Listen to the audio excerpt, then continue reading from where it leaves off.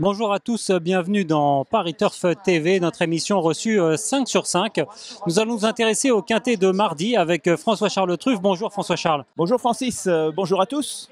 Alors, il y aura 18 pouliches de 3 ans au départ des 2000 mètres dans le prix de Franceville. Quelle est la difficulté de ce quintet? Grosse difficulté. Je crois que la première impression qui m'est venue en voyant les partants, c'était difficile. Difficile pour plusieurs raisons. D'abord parce que les places à la corde vont jouer un rôle important. Et malheureusement, elles ont été souvent décernées les plus mauvaises à des pouliches qui ont sur le papier une première chance. En plus, il y a aussi le jeu des punitions de poids qui sont en cours à la suite d'une victoire et qui compliquent aussi la sélection. Malgré tout, je pense qu'on a une bonne favorite, un bon point d'appui, comme nous allons le voir. Bah justement, livre-nous ta sélection en 8 chevaux, s'il te plaît. La favorite, c'est le numéro 3, Aleaza. Ensuite, nous avons le numéro 18, Vizcaya. L'As, Loin. Le 6, Lunesque. Le 14, Ma Petite Poule. Le 17, Œuvre. Le 15, Slick Fontaine. Et le 10, Étoile Ezina. Alors pour la pouliche que tu as placée en tête, le numéro 3, Aleaza, nous avons une course référence, c'était le 27 juillet à Clairefontaine. Oui, et à cette occasion, elle avait été battue d'extrême justesse. Alors c'est une pouliche qui n'a pas couru à 2 ans et qui cette année s'affirme au fil des tentatives. Elle progresse. L'autre jour, elle a prouvé qu'elle avait largement la pointure. Elle garde la confiance de son entourage. Je pense que tous les feux sont au vert pour cette pouliche. Alors ensuite, tu as placé en deuxième position le numéro 18, Vizcaya. Alors tu es l'échelliste de Paris Turf et je regarde l'évolution de tes cotations et je vois qu'elle est en hausse. Oui, et même l'autre jour, il y avait une cotation avec un plus qui a une très bonne impression visuelle, ce qui est encourageant. Le problème, c'est qu'elle revient de 2400 mètres à 2000 mètres. S'il n'y avait pas ce petit bémol, je l'aurais peut-être placée en tête car elle m'a beaucoup plu l'autre jour. En tout cas, on peut la suivre. Ensuite, dans ta sélection, on trouve le top weight, l'As Loin. Alors comme tu en parlais, effectivement, elle a été pénalisée de 4 kilos. 4 kilos, c'est beaucoup.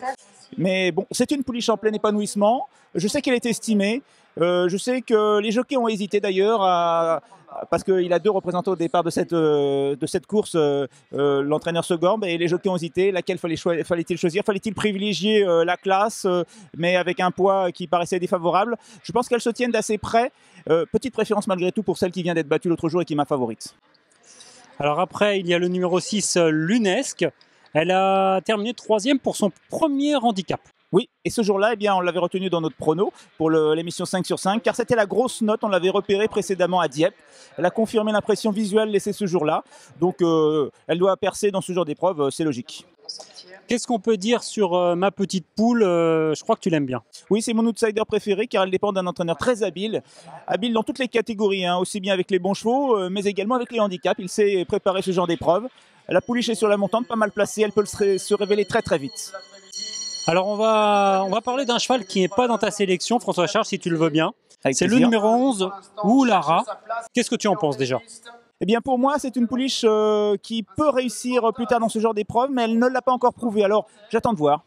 Alors écoute, on va demander déjà l'avis de son entraîneur, Didier Prodhomme, qui a été interrogé par Stevie Dousseau. Je crois qu'il n'est pas loin de rejoindre ton avis.